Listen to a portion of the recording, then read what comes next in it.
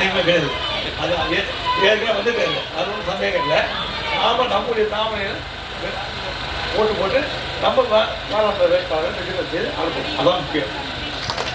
வாக்களித்து நாட்டில் முதலமைச்சர் மரியாதைக்குரிய தலைவர் நம்மளோட அமைச்சர் அவர்களை மாபெரும் வெற்றி பெற செய்ய வேண்டுமாய் உங்களை பாதம் தொட்டு வேண்டி விரும்பி கேட்டுக் கொள்கிறோம். வரவாதீர்கள். இந்த சின்னம் தாமரை. படித்து பிளஸ் 2 படித்த மாணவர்களுக்கெல்லாம் மடிக்கணினி லேப்டாப் வழங்கிய சின்னம் தான் தாமரை சின்னம். 9ஆம் வகுப்பு 10ஆம் வகுப்பு படித்த மாணவர்களுக்கெல்லாம் இலவச சைக்கிள் வழங்கிய சின்னம் தான். அதாவது நேரடியாக மத்திய அமைச்சரோட பேச முடியும், பாரத பிரதமரோட பேச முடியும், பேசி வாங்க முடியும். இப்போ வைத்தியலிங்கம் இருந்தார்ல, திரு வைத்தியலிங்கம் அவர்கள் 5 வருஷம் எங்கே போனார்? ஒன்றும் செய்ய முடியாது. ஏன்னா ஒரு 540 பேரில் போகிறவங்க ஒரு 100 பேர் தான் அவங்க எதிர்கட்சின்னா அதில் ஒரு ஓரத்தில் இருப்பார். எங்கேயாவது வேற செய்ய முடியுமா? செய்ய முடியாது, கண்டிப்பாக செய்ய முடியாது, யாரையும் பார்க்க முடியாது.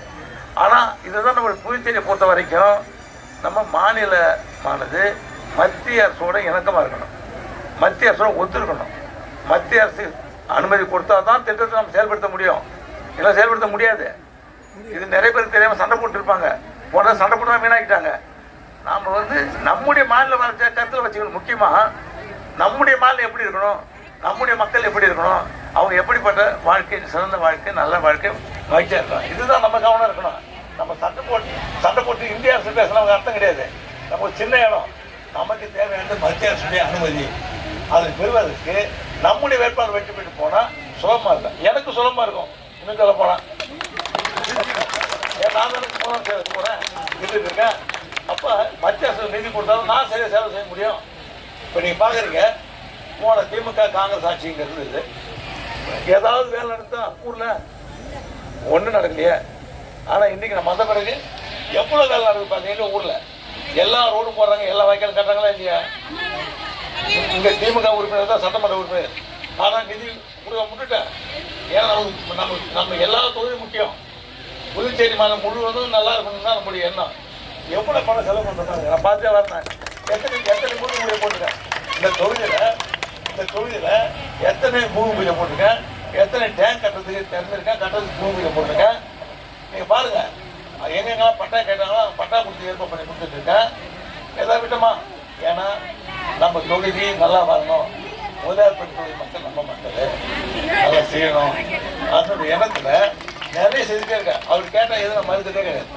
ஏன்னா நம்ம இந்த ஒரு எண்ணம் தான் எங்களுக்கு வேற எண்ணம் கிடையாது, வேற ஒரு எண்ணம் கிடையாது. புதுச்சேரி மக்கள் நல்லா இருக்கும், மக்கள் நல்லா இருக்கும், வேலைகள் நல்லா படிக்கலாம், நிறைய வேலைக்கு போகணும். போயிருக்காங்களா? உன் ஆட்சி யாரும் போல. ஆனால் இப்போது வந்த பிறகு 2000 இளைஞர்களுக்கு மேலே வேலை கொடுத்துருக்கோம், பாதுகாப்பு போட்டிருக்கோம், நத்து போட்டிருக்கோம், வீசி எடுத்துருக்கோம், காவல்துறையில் காவலர் எடுத்துருக்கோம், ஹோம்கார்டு எடுக்கிறோம், காங்கிரஸ் எடுத்துட்டு இருக்கோம்.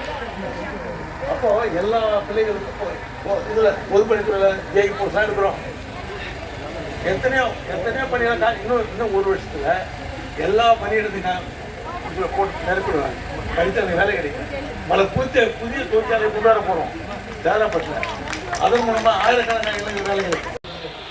அமைச்சர் அவர்களை தேர்வு செய்து தாமரை கேட்டுக்கொண்டு அது லெட்டர் கூட வந்தார்.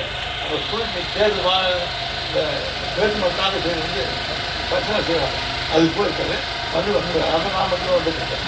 அதுக்கெல்லாம்